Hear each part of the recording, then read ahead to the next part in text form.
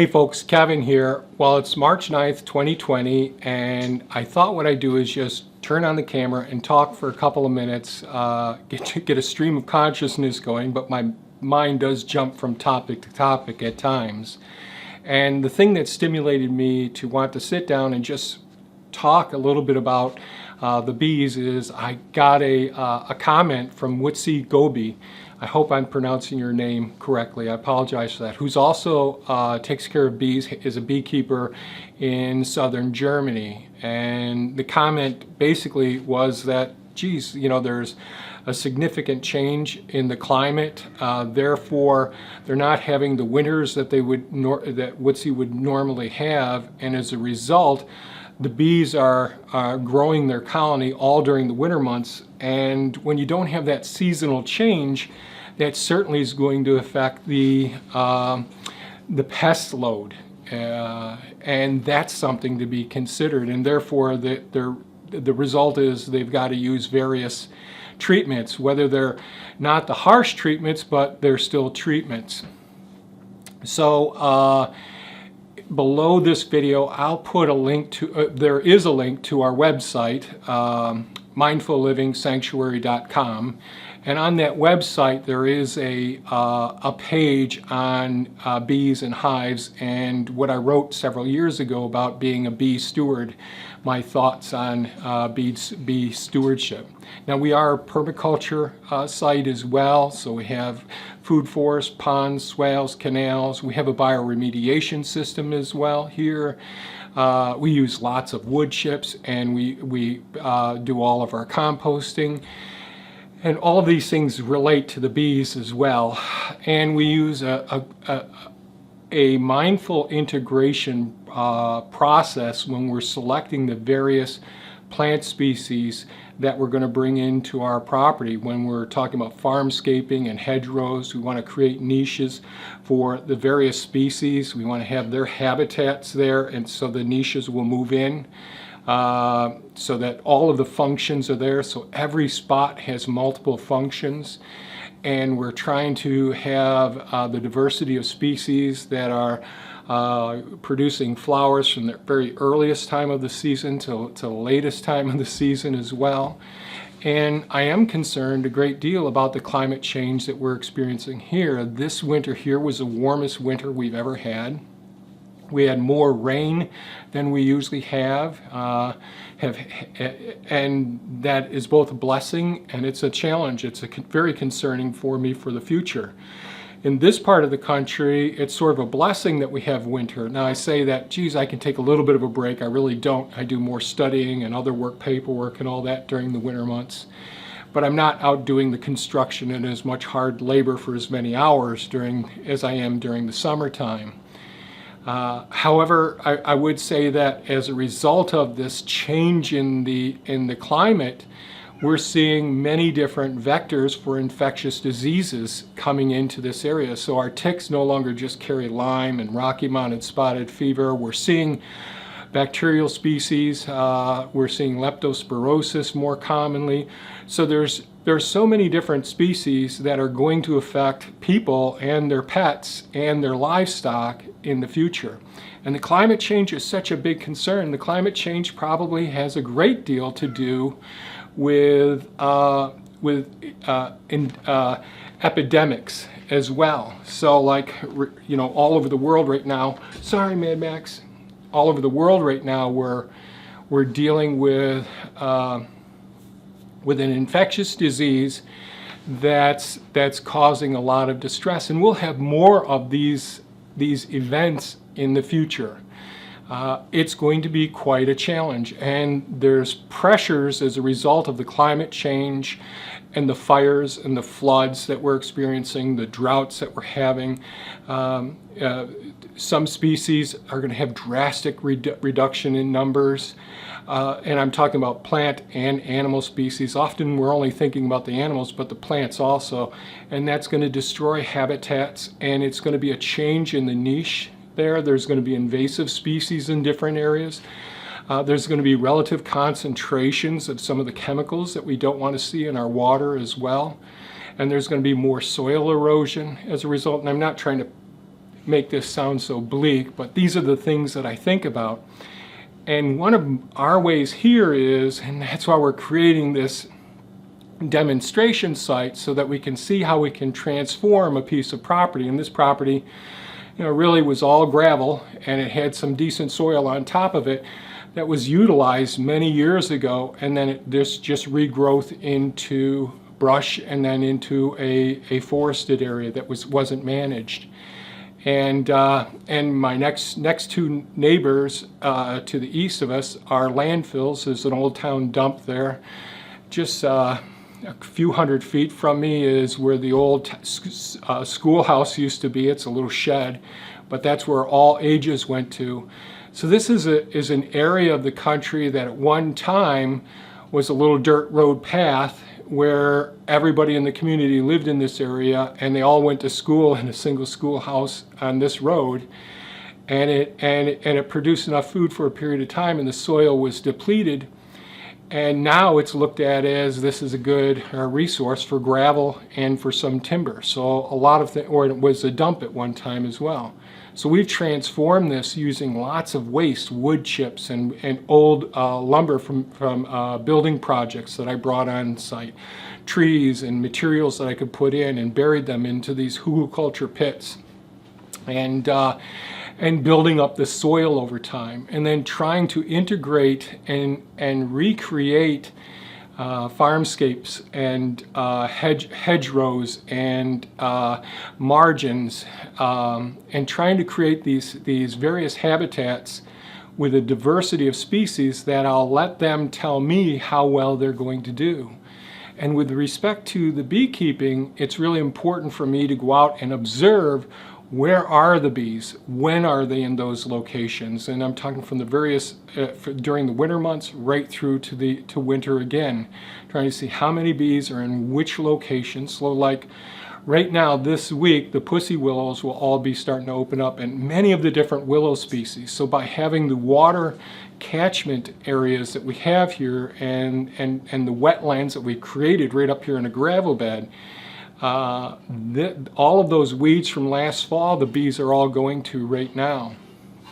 And it's really important to study what's going on. And the old material that's in the old flowers and the grains, the seeds that are there, the bees are going into and harvesting. Another thing that the bees are doing at this time, and they do it again in the fall, they go to all of the mycelium, the fungal components of all the wood chip areas that I've put down in the past. They go to the various edges of some of the composting areas as well.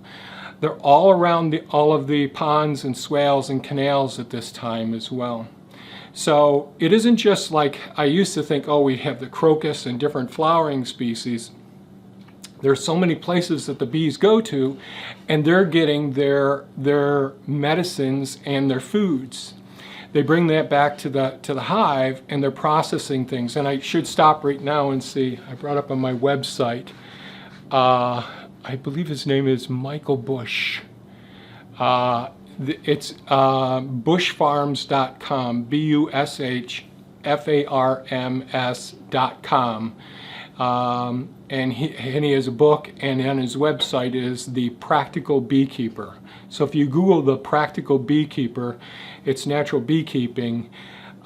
He's the one beekeeper that I found that I actually find that's in alignment, many of the things that he talks about, with my studies. So my studies years ago really started understanding what the normal microorganisms are. So, in medicine we learn about, okay, all the infectious agents, we learn about the pathogens and their life cycles and our immune system's response to it, and antimicrobials or antivirals, whatever we may be using to combat these infectious diseases. And then we realize that, geez, there's microbial communities on our eyelashes, on our brows, in our armpits, on our surface of our skin, and in our digestive system, in every part of our body, in every place.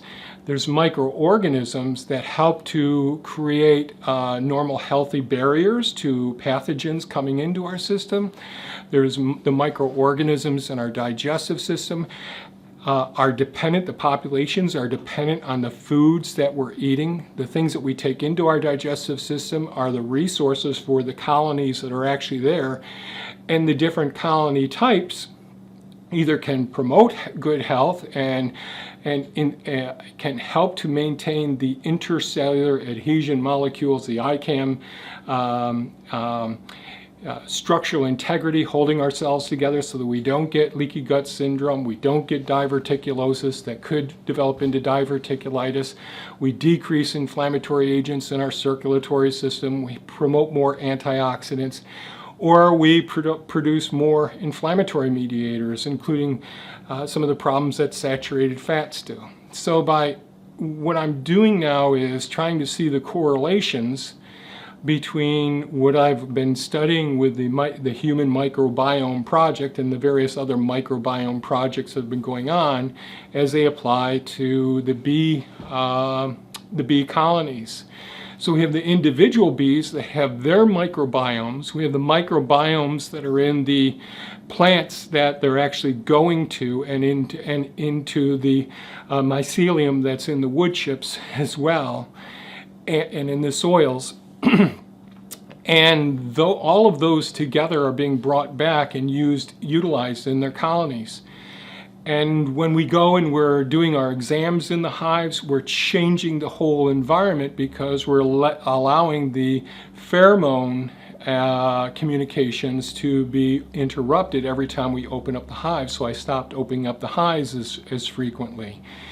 And every time we use any sort of, even if it's considered a naturopathic or allopathic treatment, we're changing the normal flow and control of disease within the colony. So I know it can seem very frustrating that we may have a mite that's a parasite and transmitting disease and weakening the bees and the bee colony and create devastation. So the desire to treat them, it's not a silver bullet. It's sort of like chemotherapy. When we give a person a chemotherapeutic protocol like prednisone, cytotoxin, vincristine, any of these combinations, it's not a silver bullet that's targeting that one, cell, that one lymphoma cell that's circulating in our circulatory system. It's non-specific. It targets other cells as well, healthy cells that are necessary for our health and well-being. And as a result of the chemotherapeutic actions that we're employing, what ends up happening is we hurt ourselves, and we may need to go on antibiotics, or it may develop a fever, a whole variety of things, and I don't want to go down that path too far. But often people are aware of these things that can happen as a result of using non-specific targeting. It's when we're attacking a disease process that's in the hive. So one of the things that I've seen, so as you could say them feral, or you can say visiting bees that come from other hives, and then the swarm moves into my worry hives that we have in the honey hut.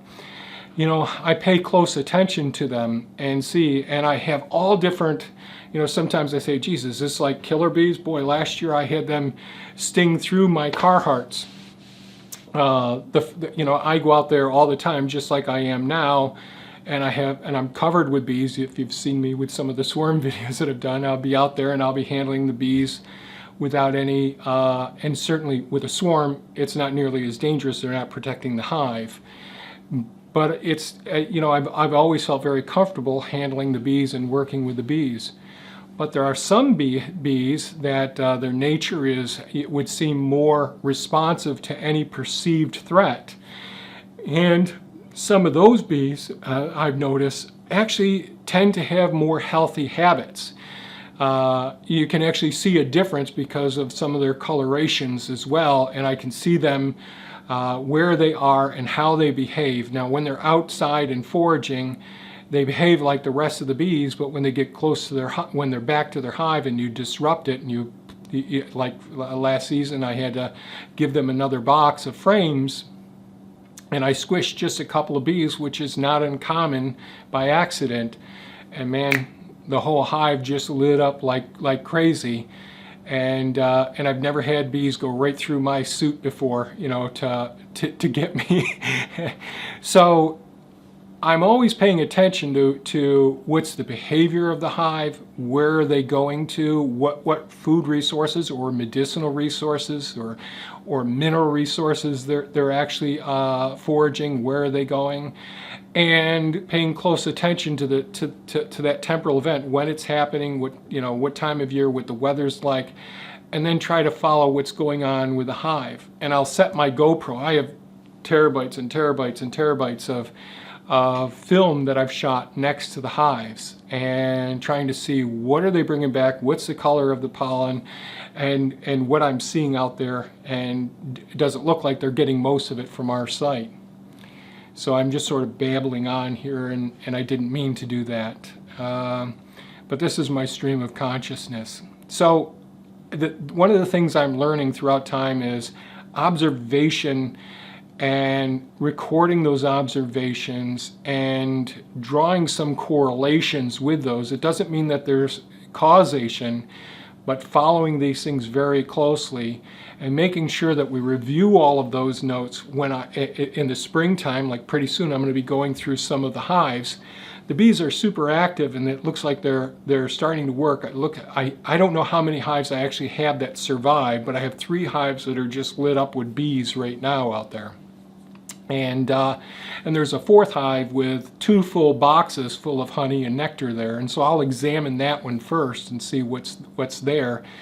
And you know, that's one of the things that I think is so important. Really careful observation from a distance and outside, and seeing what they're doing, and then once a year going in and opening up the hive. And I know this flies in the face of what beekeepers are doing, but I'm trying to do things a different way, trying to be as natural as possible. I mean, some of the bees that have gone and gotten out of trees, that when someone's taken down a tree and they call and say, hey, you want to come and get these bees? That really tells me a lot about what's going on in the environment around there, depending on how healthy those bees are in that tree. So I guess I'll end this video at this point. I've thought about doing live streams in the past about various topics, building and permaculture and bioremediation, microbiomes, all of those sorts of things. And maybe someday I will do that. Let me know what you think of this video, and be honest. It's okay. If it's just too much, I understand. So I thank you so much for bearing with me and sitting through this video, those of you who have. And by all means, folks, have a great day. Bye-bye now.